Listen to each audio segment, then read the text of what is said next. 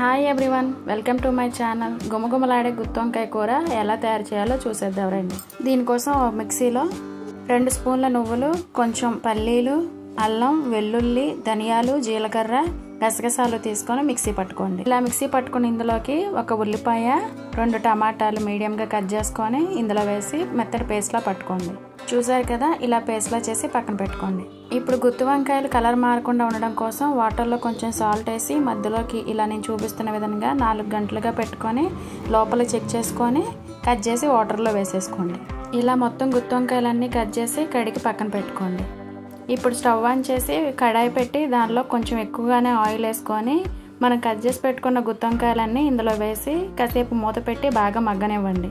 గుత్తి వంకాయలు అనేవి 75% వరకు ఇలానే మగ్గితే కూర అనేది బాగా టేస్ట్ వస్తుంది.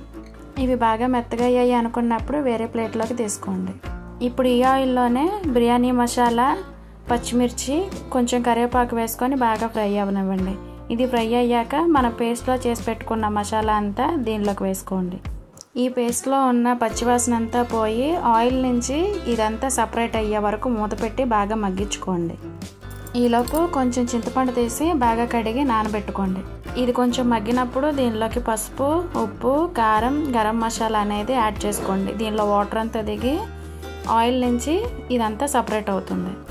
ఇంకా మన ఛానల్ని సబ్స్క్రైబ్ చేయకుండా చూస్తున్న వాళ్ళు ఎవరైనా ఉంటే ప్లీజ్ సబ్స్క్రైబ్ మై ఛానల్. మీరు సబ్స్క్రైబ్ చేసుకోవడం వల్ల మరి కొంతమందికి రీచ్ అవుతుంది. ఇప్పుడు దీన్ని మూత తీసి ఒకసారి బాగా కలుపుకొని చూడండి, ఆయిల్ అంతా సపరేట్ అయిపోయింది అనుకున్నప్పుడు మాత్రమే మీరు ముందుగా నానబెట్టుకున్న చింతపండుని ఇలా వేసేసుకోండి. దీనిలోకి ముక్కలు మునిగేలా కొంచెం వాటర్ కూడా యాడ్ చేసుకోండి. ఇప్పుడు మనం ఫ్రై చేసి పెట్టుకున్న గుత్తి వంకాయల్ని ఇందులో వేసి ఒక 10 మినిట్స్ వరకు ఉడకనివ్వండి. ఒకసారి మూత తీసి చూసుకోండి. దీనిలో ఉప్పు కానీ కారం కానీ మీకు ఏదైనా సరిపోలేదు అనిపిస్తే ఇప్పుడు యాడ్ చేసుకోండి. గుత్తి వంకాయ కూరకి కొత్తిమీర అనేది ఒక 5 మినిట్స్ ముందే వేసుకోండి, అప్పుడే టేస్ట్ చాలా బాగుంటుంది. ఈ కూర మొత్తం కూడా లో ఫ్లేమ్లోనే పెట్టి ఉడికించుకోవాలి, అప్పుడే ముక్క కూడా బాగా ఉడుకుతుంది. చూసారు కదా, గుమగుమలాడే గుత్తి వంకాయ కూర రెడీ. గ్రేవీ అనేది మీకు సరిపోతుంది అనుకున్నప్పుడు స్టవ్ ఆఫ్ చేసి కర్రీని సర్వ్ చేసుకుంటే సరిపోతుంది. Please like and subscribe my channel.